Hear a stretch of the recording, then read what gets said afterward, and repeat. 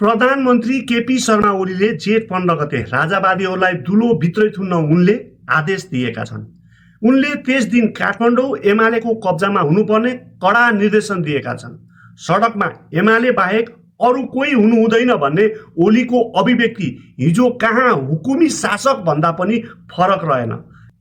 नेकपा ओलीको अध्यक्षको हकमा यो आदेश आएको भए भन्न पनि सुहाउँथ्यो होला, तर कार्यकारी प्रमुखको हैसियतले आएको यो अभिव्यक्ति के होला?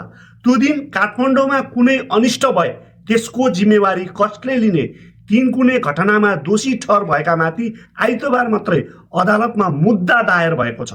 अब जेठ 15 गते यस्तैहरूको संख्या थप्ने कि शान्तिपूर्ण आन्दोलन गर्न दिने?